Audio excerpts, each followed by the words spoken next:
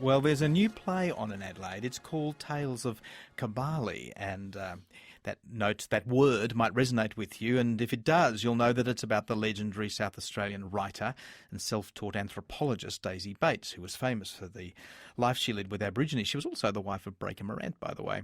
It stars Robina Beard as Daisy, and Robina's name might not ring a bell straight away, but I bet her voice does.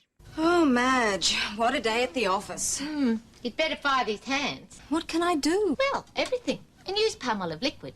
It's mild on hands while you do dishes. You're soaking in it. Yes, her voice haunts you, doesn't it? It's Robina Beard as Madge spruiking Palmolive dishwashing liquid. You're soaking in it on our TVs for years, it seems. That was back in the 70s and 80s. Well, Robina's now playing Daisy Bates, the woman who lived alongside the Aborigines, who'd gathered at Uldia in South Australia. The play is actually set at Pyap, which is on the banks of the Yarra River, and it begins with 71-year-old Daisy, poor and living alone, and remembering her past, trawling through her photo albums and journals. And she recalls her stories of the tribes and her political vision for an Aboriginal homeland, as well as her love for the country. Tales of Kabali is playing at Adelaide's Holden Street Theatre, which is where Fiona Kroll caught up with Robina Beard and the writer and director Jeff Sykes.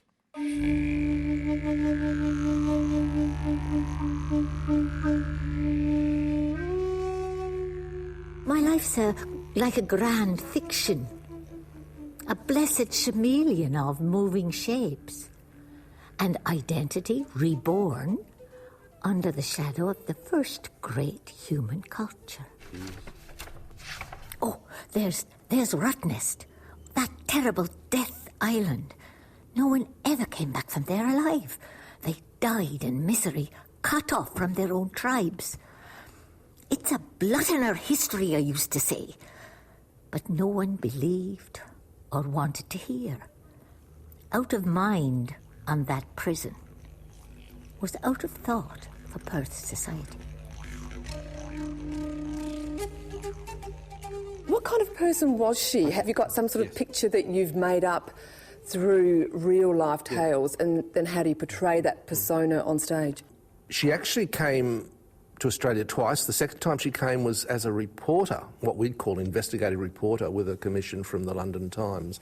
She was a witness to events that she saw, and that gradually transformed into social activism, we'd say, a social reformer, also an anthropologist and a linguist.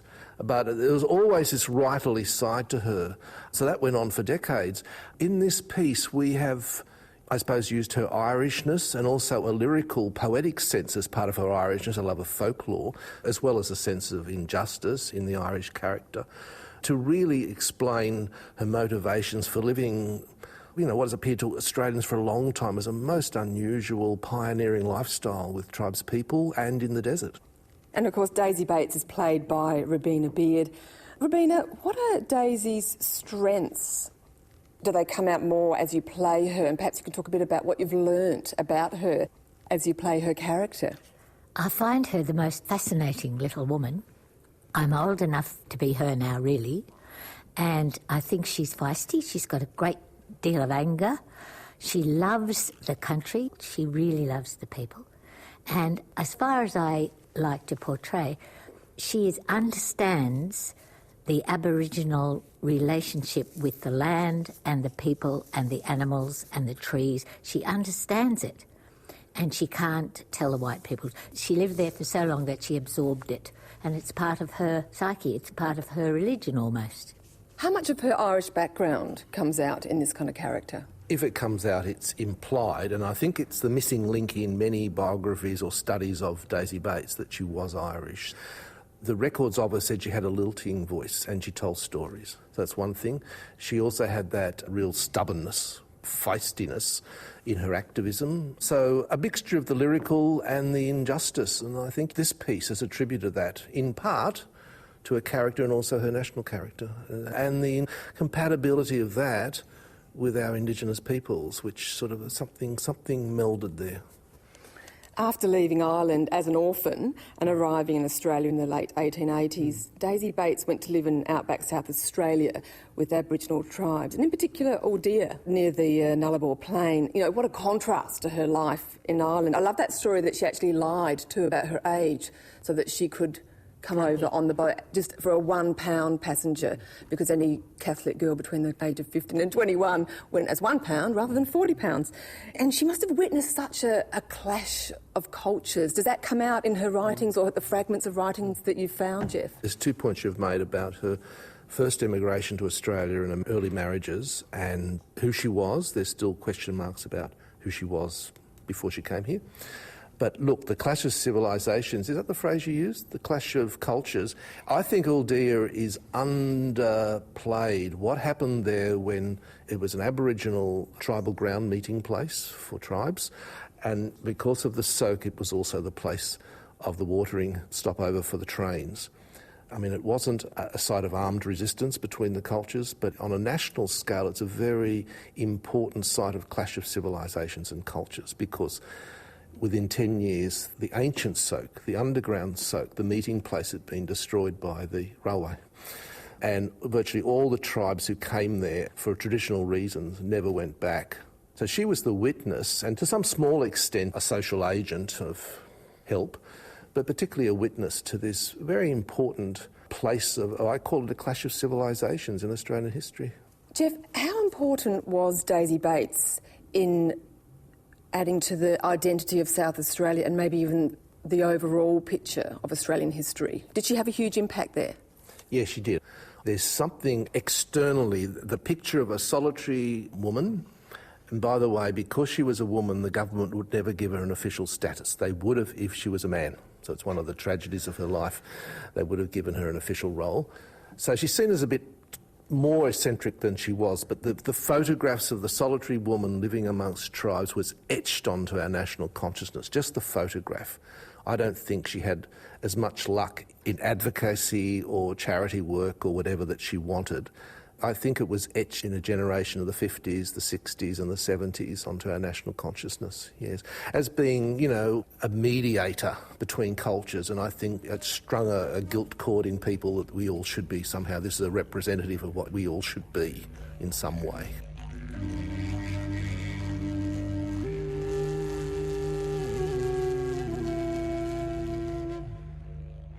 You say that she cared, you both say that, and it comes out reading about Daisy Bates that she did. I mean, she cared so much that she sold her properties and used her own money to look after the Aborigines.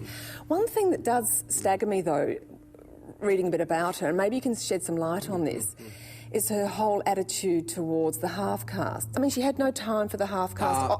No, this is quite clear to me. From her experience at that time, and it's not now, we're talking about the 40s and the 30s, she found that the half-caste children were not wanted by either society at the time. You know, and now that's changed since, of course. That was her experience. She's talking about a real clash of cultures. And I don't think she saw Aboriginal people. She could not have envisaged what's happened, that they've endured. They're living in urban societies. You know, there's all sorts of hybrid relationships between the cultures. She didn't know that. I think she was genuinely, from her experience, worried by children who were the results of casual and passing sexual relationships. That's what happened, you know, between railway workers and tribal women. She felt it was sexual exploitation of the tribal women. That's what she thought, and she was protecting them. Well, she was also really worried that the Aboriginal race was going to die out, and I guess that's why she was so maniacally writing down about their culture, recording their languages. Now, Robina, could you perhaps take us into the character of Daisy? That bit in the play, OK? I think that it indicates that she totally understood the relationship that the Aboriginal people have with the land.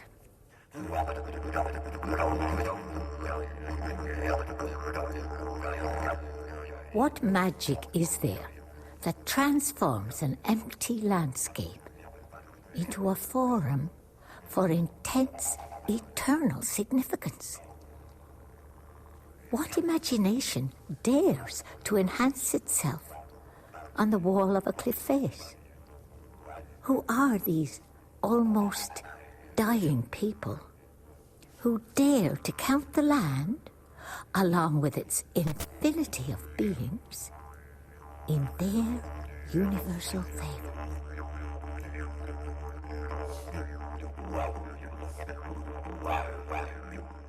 Well, my life's a puzzle, that's for sure. Lord help any poor soul who wanted to hitch a ride. Poor Breaker. We were too well suited. Both of us agin the king and fighting the government, and each other in turn. I have this thesis. Privilege of writing plays is you can sort of read between lines. I think Breaker was lovesick, for this woman who abandoned him, actually. Well, And she kicked him out because Yeah, he and I didn't pay think- for the wedding. I wouldn't keep him. he wouldn't be the first Australian to go overseas for that reason and have a lot of unfulfilled feelings. But I think that story's yet to be told. I think there's enough quirkiness there, but as you said, there was no fame. There was a lot of miserable life conditions. Why did she do it? So I think this little revised piece of this is a revised version, it's more character study, and I think it is an attempt to probe the character as well as the themes and issues in her life. A play can't be a documentary or a biography. You don't just do it to tell history. So obviously in redoing the character of someone who died 50 years ago, who's not as well known as she was, you're seeing resonances about, I suppose we'd call them reconciliation, resonances of how we connect to the land and how we interculturally form our emerging Australian identity. So there has to be something relevant in what she said or how we're depicting what she said with, our contemporary life.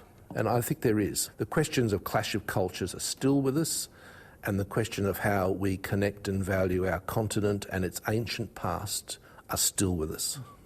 I think Bates is interesting today because I think she probed the Dreamtime and she just continually inquired about the roots of culture on this continent. And all Australian school children still need to be told that we should honour and be proud of living on a continent where the birth of human culture occurred 60,000 years ago. The language, society, religion, it all happened here on our doorstep. And if there's no other reason for honouring, if there's no other basis for reconciliation, there are many reasons for reconciliation, but that's the foundation of it. I think Bates, as a pioneering anthropologist, is on that wavelength.